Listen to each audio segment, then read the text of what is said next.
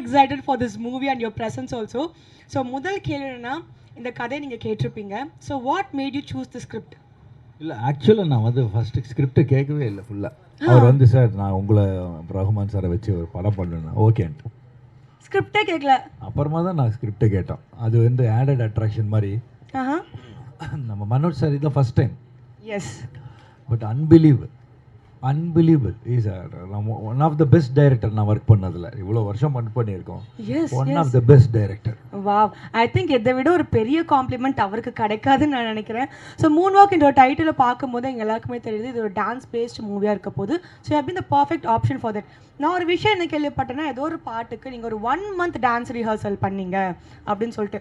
So வந்துட்டு வட்டாரங்கள் என்ன பேசுகிறாங்கன்னா, நம்ம பிரபுதேவா சாரே 1 மாதம் டான்ஸ் ரிஹர்சல் பண்ணியிருக்காருன்னா அந்த பாட்டு எவ்வளோ டிஃபிகல்ட்டாக இருக்கும்ன்ற மாதிரி கேள்வி கேட்க சொன்னாங்க. நான் கேட்கல சார். இல்லை ஆக்சுவலாக பண்ணியிருக்கிறேன். ஏன்னா நானும் ரஹ்மான் சாரும் ரொம்ப வருஷம் கழிச்சு பண்ணுறோம். உங்கள் எக்ஸ்பெக்டேஷன் எனக்கு தெரியும். நம்ம என்ன வயசானாலும் அதே இதை தான் நீங்கள் எதிர்பார்ப்பீங்க. ஆமாம். ஸோ அவர் ரஹ்மான் சார் மரணாடி அடிச்சிருக்காரு. ஸோ அவர் லெவலுக்கு நம்ம போகணுன்னா அந்த ஸ்பீடு, அதே மாதிரி அந்த காதலன் டைம், ரோமியோ டைமு, அந்த அப்போ பண்ணியிருக்கிற ஸ்பீடு வரணும். அதே இதை கொடுக்கணுன்ட்டு ஆசை. அந்த ஆசைனால இட்ஸ் நாட் அபவுட் அந்த கற்றுக்கிறது இல்லை மூமெண்ட், அந்த ஸ்வாகு, அந்த ஸ்பீடு, அந்த மசில் மெமரி வரணும். ஸோ அந்த உங்களுக்காக தான் நான் அவ்வளோ உழைச்சி. ஏன்னா எல்லோரும் எதிர்பார்ப்பீங்க அப்படி இருக்குமோ அப்படி இருக்கணும், அந்த மாதிரியே ஆடணும். ஆக்சுவலாக என்னோட கோரியோகிராஃபர் கூட என்ன அந்த மாதிரி ஆட வச்சுருக்காங்க. I thanks to Shekar and Piyush and Sasiya. அவங்களும் ரொம்ப கஷ்டப்பட்டு அதோட என்ன இப்படி பார்க்கணுன்றது நம்ம டைரக்டர் மனோஜ் சாரோட ஆசை.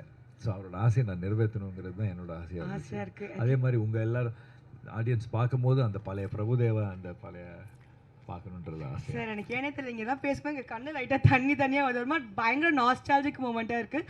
நீங்கள் வந்துட்டு இந்த ஷூட்டிங் ஸ்பாட்டில் உங்களோட ஃபேவரட் மெமரினா நீங்கள் ஒரு என்ன விஷயமா சொல்லுவீங்க?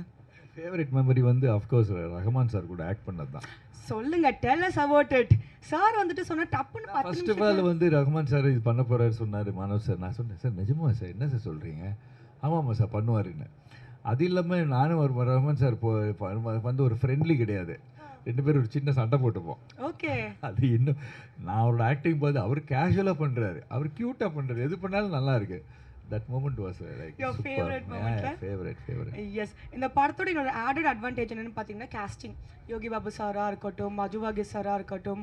ஸோ இந்த மாதிரி ஒரு ஸ்ட்ராங் காஸ்டிங் இருக்குது. ஸோ உங்களோட costing of course Yogi Babu sir வந்து ஆல்ரெடி வெரி எஸ்டாப்ளிஷ்ட். அந்த அஜு வர்கீஸ் அந்த அசோக் செல்வன்லாம். பட் அது தவிர மிச்ச ஹீரோயின்ஸு மற்ற ஆர்டிஸ்ட்லாம் இருக்காங்க, எல்லாரும் ஸோ நியூ.